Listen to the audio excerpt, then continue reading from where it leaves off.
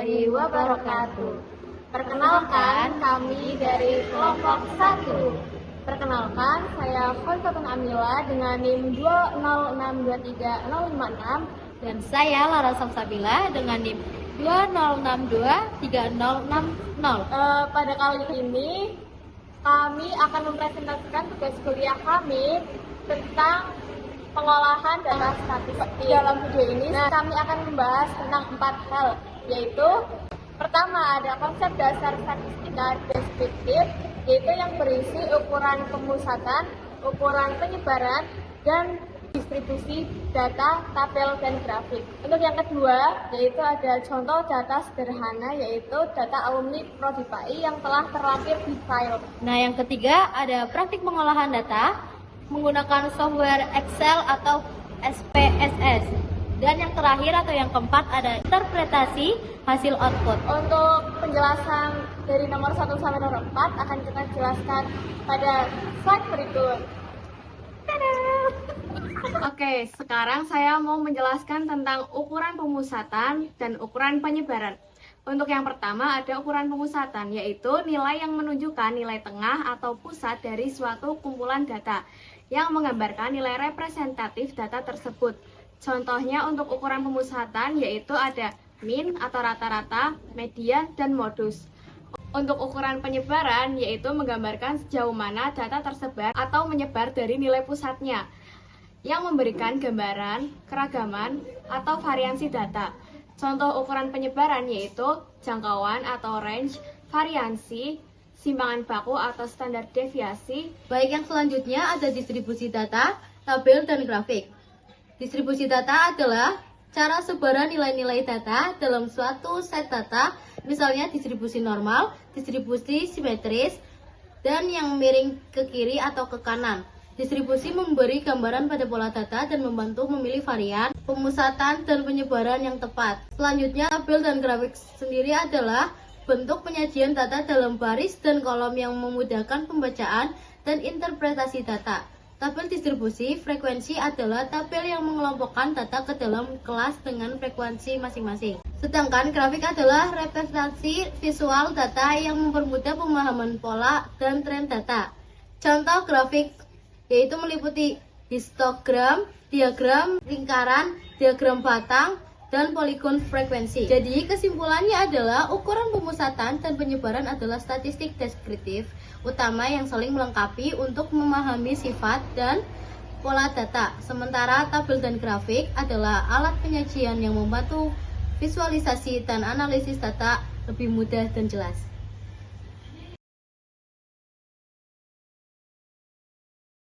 Oke, selanjutnya kita masukkan data yang telah tersedia di file tugas ke dalam Excel agar lebih mudah saat menyalin angka ke dalam aplikasi SPSS.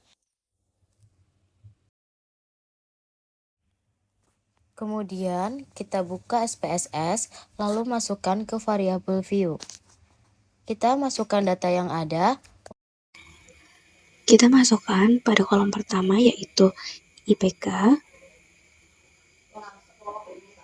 Untuk yang kedua ada SKS, dan yang ketiga ada masa studi, dan untuk yang keempat yaitu ada kehadiran.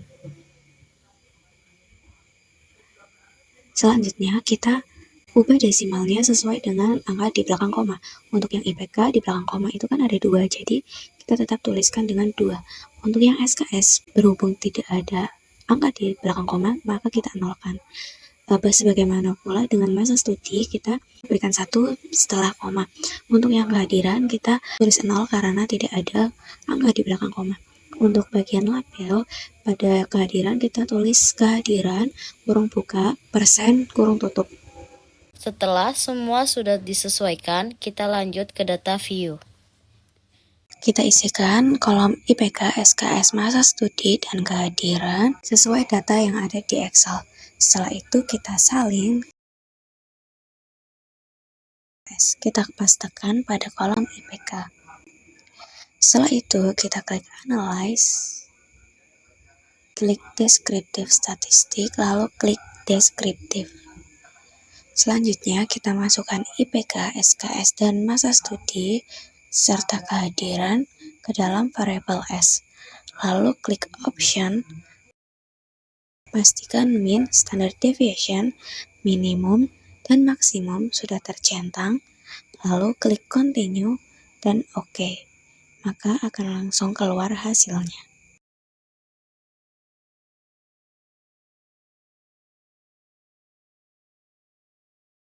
Selanjutnya klik Analyze lagi, lalu klik Descriptive Statistik dan klik Frekuensi.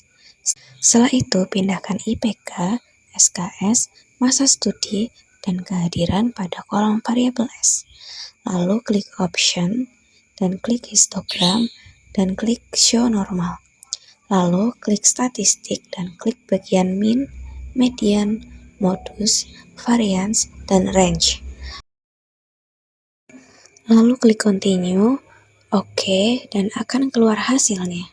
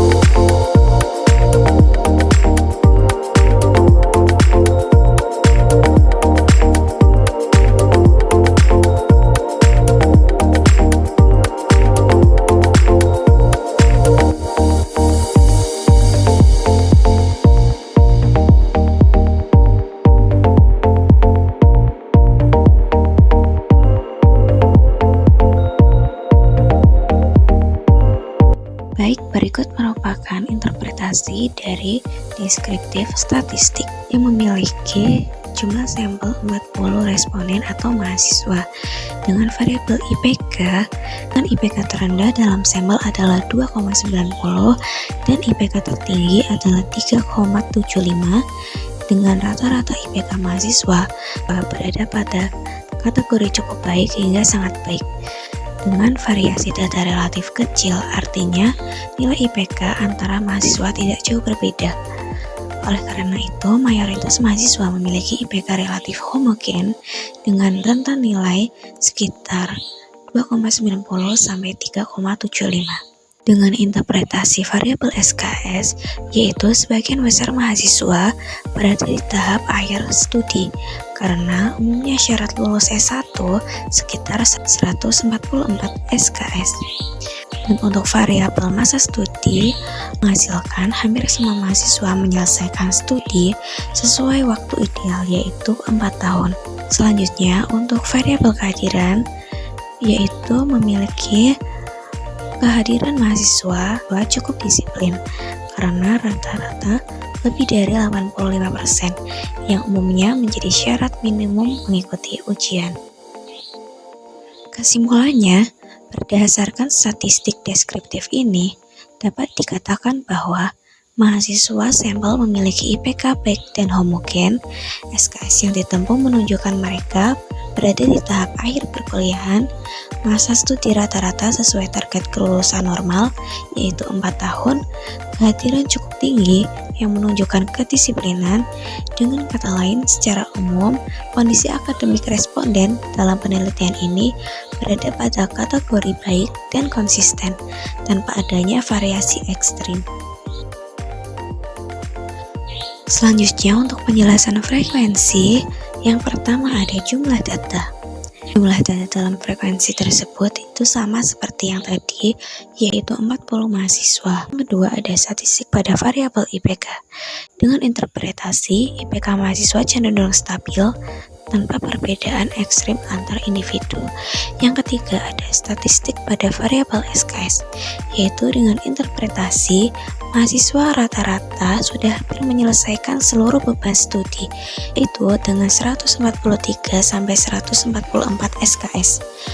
Yang keempat, ada statistik pada variabel masa studi, yaitu dengan interpretasi hampir semua mahasiswa lulus dalam waktu ideal, yaitu dengan lulus 4 tahun. Untuk yang kelima dan yang terakhir, yaitu statistik pada variabel kehadiran dengan interpretasi kehadiran mahasiswa tergolong disiplin dengan rata-rata di atas standar minimal biasanya 75%. Kesimpulannya, berdasarkan statistik deskriptif ini dapat disimpulkan IPK mahasiswa baik dan homogen, yaitu dengan rata-rata 3,35. Dan beban SKS sudah hampir mencapai syarat kelulusan, yaitu dengan 143 sampai 144 SKS. Dengan masa studi sebagian besar tepat waktu, yaitu 4 tahun. Dengan kehadiran tinggi dan konsisten, yaitu dengan 86-87%. Dengan demikian, secara umum, profil mahasiswa dalam sampel ini menunjukkan kinerja akademik yang solid, disiplin dalam kehadiran, serta lulus tepat waktu.